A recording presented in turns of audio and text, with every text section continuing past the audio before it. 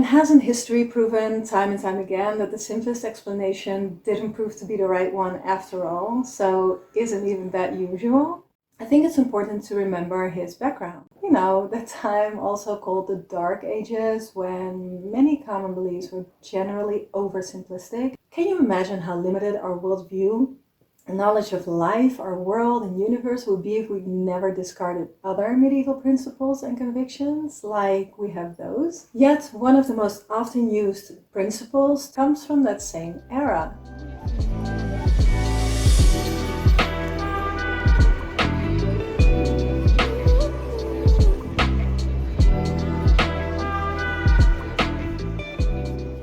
Occam's razor, a valid point or too simplistic?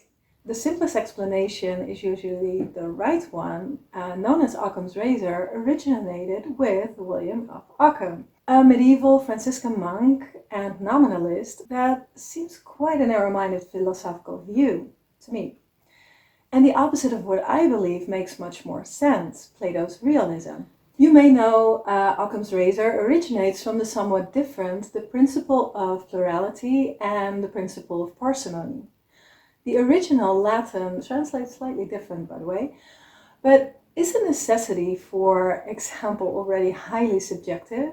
What's without necessity for some can be essential to others, and vice versa. And according to that principle on necessity, especially given his beliefs about property and poverty that were actually so radical that he got into trouble with the church and the Pope over it, 99% of our current world and life would never have existed, as most of it isn't a necessity, strictly speaking, but is what has drastically improved our quality of life, our health, our life expectancy, and made it even possible to come to a much better understanding of life and our universe, and more importantly, helped us move away from the many, frankly, simple-minded, dangerous, and limiting ideas and false beliefs that were the norm in his time. Although his principles relate to his nominalistic, or as some say, conceptual or even terminus views, which I think do have some value to them, or truth to them, I think it's important to remember his background, because his ideas and logic, in addition to those views, are likely to be heavily influenced by the way he lived, I already mentioned, which was a very strict vow of poverty as an early 14th century Franciscan monk. And with strict, I mean strict, as a vow of poverty is quite extreme by nature, of course. So not just basic, but the most sober way of living you can imagine. He renounced literally everything that wasn't strictly necessary to survive. And remember, like I said, he was so extreme, he got into a huge conflict about it with the church and the Pope. He even considered using commodities like food and clothes as something without rights. So the ownership still belonging to the donator of the item or the Pope. And I like to emphasize that fact. We're talking clothes and food here. And this wasn't just important to him. It seems this was one of his most essential rules and aspects of life, to me a bit like an obsession. His principles we now know as Occam's razor could simply be an extension or reflection of that hardcore minimalistic living, so in every possible way, including thinking. I'm open to different sides and angles, but in all fairness, haven't we oversimplified Occam's principles?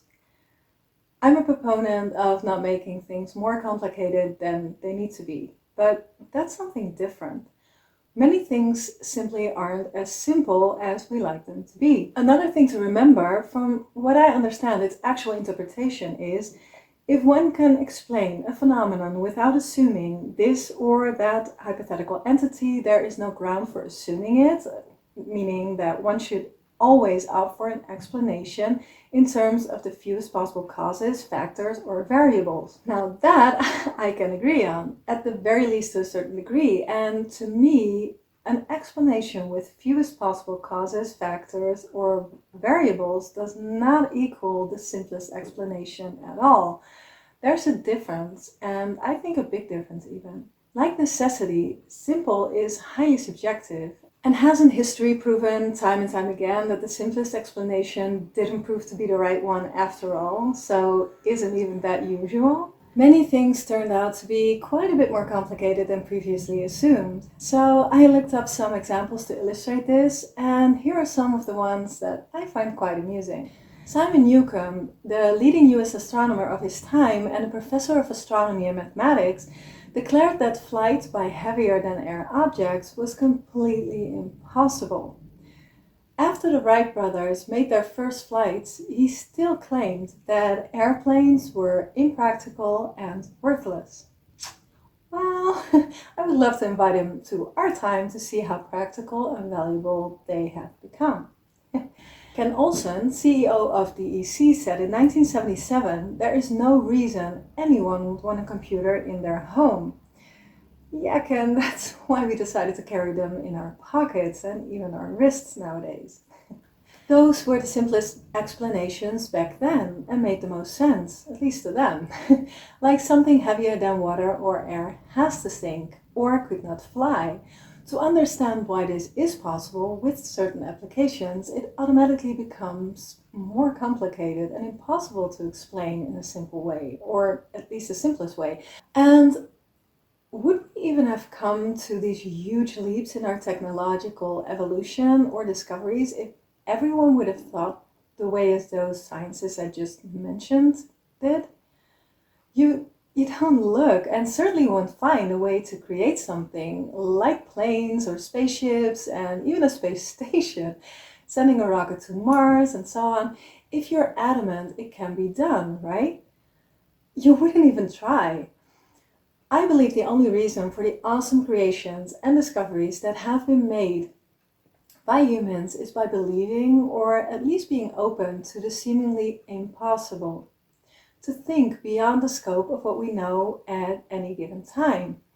That's at the basis of all major inventions and discoveries, apart from the accidental ones. And this is just the tip of the wrongly assumption iceberg through time that weren't always this innocent and of a nature that had very damaging and even devastating effects to many people's lives. If I'm correct, it was political scientist Mr. Eugene Louis Wordsworth who originally stated that assumption is the mother of all mistakes.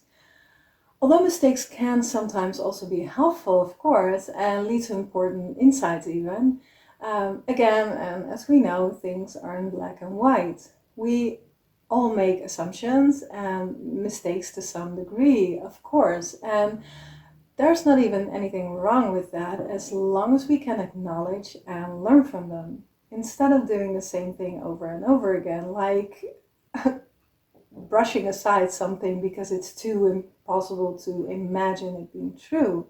Now, if you like what I'm doing here, you may want to put up a thumb, drop a comment, subscribe, any of which, all of them, whatever you feel like, if any. It would greatly help my channel and that would make me really happy. No, it would just help reach more people and it really helps out. So, thanks. Something else I think shines an interesting light on the origins of his razor is a book William of Occam wrote called Summa Logicae, a textbook on, logic. It's said to completely resemble other works of medieval logic. You know, the time also called the Dark Ages, when many common beliefs were generally oversimplistic and a bit strange, to put it mildly, with the craziest and most shocking coming from doctors and scientists, by the way, so not just the common people, like remedies consisting of human corpses and skulls, or treating syphilis with mercury. Great idea. One of the most toxic substances known to man, but I guess if it kills the patient, it does kill the syphilis as well, so hey, there's that. And there was more, like people fully formed in sperm only needed to grow, and that worms, insects, and even mice and rats could spontaneously manifest from trash and dirt, and that diseases were caused by the devil. Even the Brussels sprouts had demons in them that made people sick, which we now know are bacteria, of course. Those were the simplest and most plausible explanations back then, literally hundreds of years ago. Can you imagine how limited our worldview Knowledge of life, our world, and universe would be if we never discarded other medieval principles and convictions, like we have those. Yet, one of the most often used principles comes from that same era.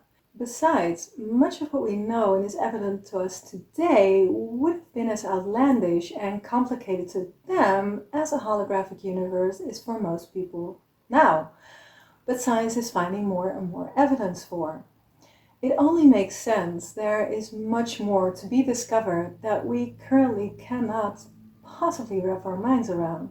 So maybe it's a bit outdated to keep using that line of reasoning. And about time we view life and reality through a more current, open-minded, and multidimensional lens instead of a one-dimensional medieval one known as Occam's razor, which use as I said to me already an oversimplified notion of the actual principles, is also prone to being quite limited, subjective, and even simplistic in itself. But that's a whole different topic, and there's much more to it and to say about it as it is. I'm not saying Occam's razor is useless. I just don't think it's nowhere near as beneficial as it's often made out to be, as well as just an easy solution to a difficult topic, if you ask me. And for now, take care.